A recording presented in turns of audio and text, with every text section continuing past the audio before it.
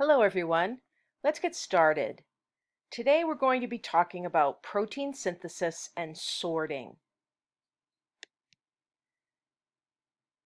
Now we're going to break this critically important topic down into three different sections. The first thing we'll talk about is just some review material. We'll go through some of the vocabulary around things like protein trafficking and protein sorting to get that clear. We'll talk about the different structural levels of proteins, and we'll review the structure of amino acids. Then we'll move on and we'll start talking about how proteins get targeted to their destination in the cell. In other words, the processes involved with getting a protein sent to the place where it's going to be living and functioning in the cell. There are two systems involved in this targeting process. One is called co-translational import, and one is called post-translational import. We're going to be spending most of our time talking about co-translational import. The last thing we'll talk about in this lecture is what happens once a polypeptide arrives at its final destination and how it gets processed into its final three-dimensional functional form. We'll talk about protein cleavage and splicing and what the difference between those two things is. We'll talk about how proteins are often chemically modified. We'll talk about glycosylation, and we'll finish up talking about the process of folding. But let's begin with some vocabulary. When we talk about protein trafficking, that word trafficking describes any and all movement of proteins from one part of the cell or one compartment within the cell to another. So that word trafficking is very broad, very generalized. In comparison, when we use the word sorting, when we talk about protein sorting, we're talking about a specific type of trafficking where certain signals that are part of the polypeptide itself are going to help tell where that particular polypeptide is going to go, where it's going to be sent in the cell, and how it's going to get there. That's what protein sorting is all about. Remember too that there are specific definitions for different stages, if you will, in the life of a protein. When we talk about a peptide, we're talking about a molecule that is essentially a string of amino acids. And a peptide is considered to be small, less than 50 amino acids in length. A peptide, in other words, is a very small protein that is still in its primary structure. It's still just a linear chain of amino acids. A polypeptide is a long string of amino acids, more than 50. And again, it's still in its primary structure. It's still just a chain of amino acids bound one to the other with peptide bonds. The term protein technically describes one or more polypeptides that have become folded up into a functional three-dimensional structure. I am guilty of using the word protein when I should be saying polypeptide. But technically speaking, when we use the word protein, we are saying that this particular polypeptide or this small group of polypeptides has gone through the process of getting folded up into a three-dimensional structure. That's what a protein is. So let's talk about these levels of structure. Remember, we can apply these structural levels to proteins, we can apply them to carbohydrates, and we can apply them to nucleic acids. The only macromolecule that we don't use this language with is the lipids. So we're talking about primary, secondary, tertiary, and quaternary levels of structure for protein. The primary structure of any protein is the sequence of its amino acids. Remember, when we use that word primary, we mean first. So the first level, the most basic level of a protein, is the order of its amino acids. What it looked like, in other words, when it was still a polypeptide. Just a long strand of amino acids in a particular sequence. Because, of course, every different protein has a unique sequence of amino acids. It has a unique primary structure. The secondary structure is the next most complex level of structure. So something is starting to happen to that long chain of amino acids. And that something is folding. The secondary structure of protein is those first foldings that occur in that long chain. And of course, these include alpha helices and beta sheets. Those are the two structural folds that first happen to a chain of amino acids. The next order, the next highest level of structure in complexity, is the tertiary structure. Tertiary structure describes a three-dimensional level of structure where all of those alpha helices and beta sheets have now started to interact with each other and are pulling this molecule into a unique, complex, three-dimensional shape. Many, many proteins stop at the tertiary level of structure. But there are some that go on to what's called the quaternary level. What the quaternary level of structure is when multiple tertiary proteins come together and function as a unit. Take a look at the drawing on the right-hand side of this slide. The artist is showing us a ribbon, a purple ribbon, that represents the primary structure of a protein. So all this ribbon represents is a string, a chain of amino acids, joined one to the next, to the next, to the next with peptide bonds. And remember, for many of the biologically important proteins, this would be considered a polypeptide. It's going to have more than 50 amino acids in it. In fact, it's going to have hundreds or even thousands of amino acids in it. We would say that this is in its primary structure. Now, this chain of amino acids has some chemistry. The amino acids all have R groups hanging off of them, and those R groups have chemical characteristics. Some of them are polar and some of them are non-polar. So we're going to start to see those interacting with each other. Some of them are going to be attracted to each other. Some of them are going to be repulsed by each other. So this string is not going to stay as a linear structure. It's going to begin to fold. It's going to move into its secondary structure.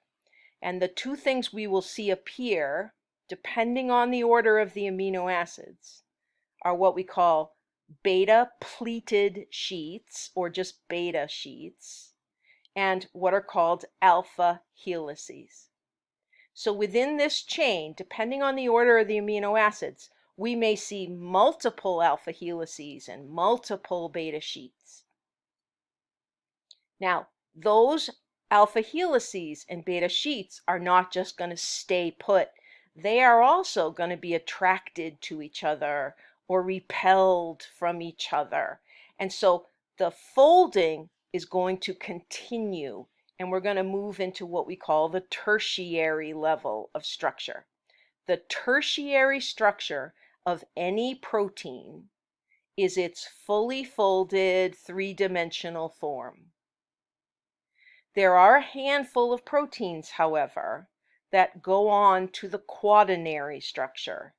Multiple tertiary proteins are going to join together, in other words, and become one big functional unit.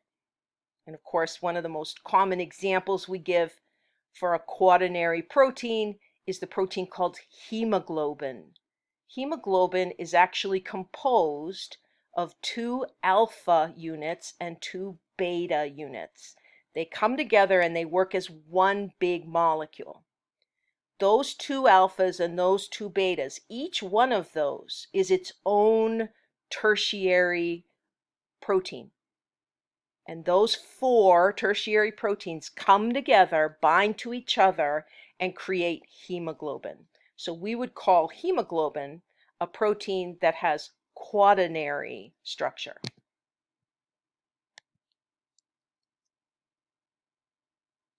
Every protein starts off as a polypeptide, a string of amino acids that are in a particular order, a particular sequence, based upon the code in the DNA that produced that polypeptide.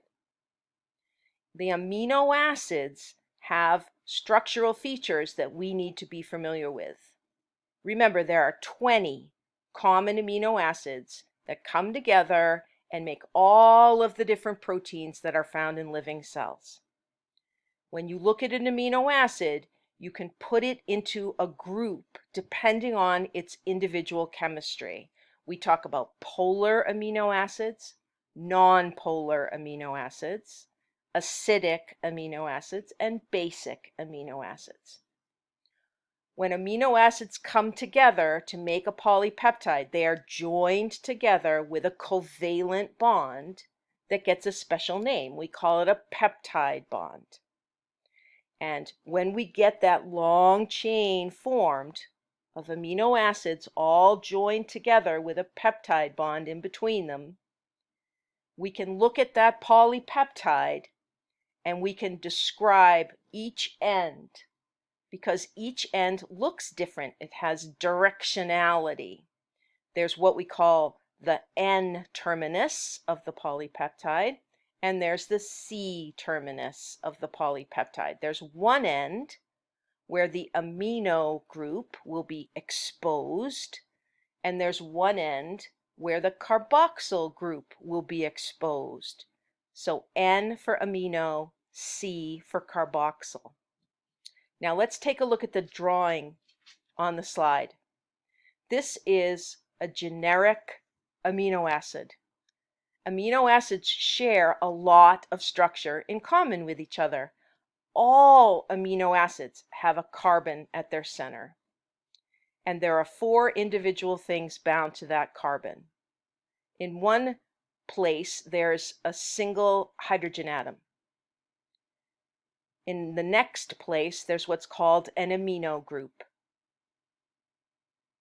In the third, there's a carboxyl group. And in the fourth, there's what we call the R group, or the functional group. Remember, when you see an R like this means that there's something else over here. And the reason we draw an R in this position on an amino acid is because this is going to be different for every amino acid. Every amino acid has the central carbon. Every amino acid has an amino group. Every amino acid has a carboxyl group and a singlet hydrogen atom. But every amino acid also has its own unique R group. That's what makes one amino acid different from the next.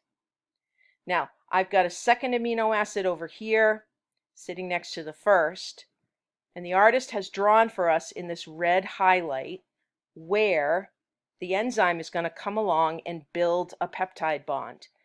The enzyme is going to build the covalent peptide bond between the carboxyl group of the first amino acid and the amino group of the second amino acid. And we're going to get this. Okay? This is the world's shortest peptide. It only has 2 amino acids in it. Here's the first amino acid, here's the second amino acid. Notice that a molecule of water gets liberated when 2 amino acids come together with a peptide bond. Now notice where this peptide bond is.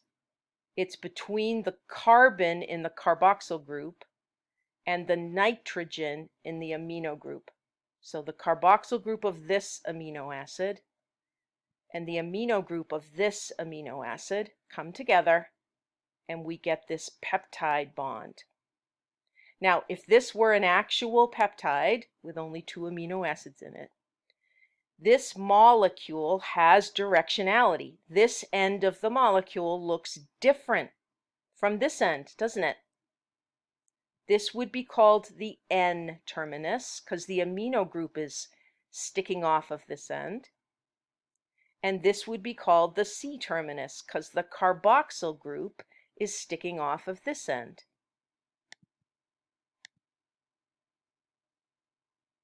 So amino acids come together, 20 individual amino acids, each one having a different R group. They're going to be placed in a sequence based on the order of the bases in the gene. They're going to be placed in sequence and joined one to the next with peptide bonds. The central dogma tells us that the RNA is used to make protein through this process called translation. Translation then produces a polypeptide, a string of amino acids. But polypeptides don't stay in their primary structure. As we just talked about, they're going to start to fold. They're going to move into their secondary structure. They're going to move into a tertiary structure. Some of them are even going to fold into a quaternary structure. They're going to fold up in order to become a functional molecule. Now, in addition to all that folding, other things are happening to that polypeptide. Translation is just the beginning, in other words. These polypeptides, these proteins, they're going to get modified quite a bit in the cell before they're in their final functional form. They're going to have portions cleaved and spliced. They're going to have chemicals added to them, individual small molecules added onto them. They're going, again, to be folded up. And they have to be sent somewhere in the cell. They have to be located in the cell where they can function. And there are several different organelles in eukaryotic cells that do all of this work. We've talked about how the rough endoplasmic reticulum is critical for this processing of proteins. The Golgi apparatus, too, is involved. The Golgi apparatus, as you remember, is involved with carbohydrate, adding and removing carbohydrate from proteins. And finally, there are transport vesicles involved in moving proteins from organelle to organelle to organelle or to their final destination in the cell. So we need to know this term endomembrane system. It turns out there's a whole system of membrane inside the cell that plays a role in the trafficking, the sorting of proteins. It all starts with the nuclear envelope. Remember, the nuclear envelope is attached to the rough endoplasmic reticulum. Translation takes place in the cytoplasm, but in a eukaryote, transcription is occurring in the nucleus. So we have to get that RNA molecule out of the nucleus into the cytoplasm in order for translation to occur. So this endomembrane system starts with the nucleus, the nuclear envelope, then the rough endoplasmic reticulum, the membrane around that organelle, the Golgi apparatus and its membrane, the transport vesicles, and finally the plasma membrane itself. All of this membrane together makes up what we call the endomembrane system. And this system of membrane is going to be involved in the processing and the sorting and the overall trafficking of proteins in a cell.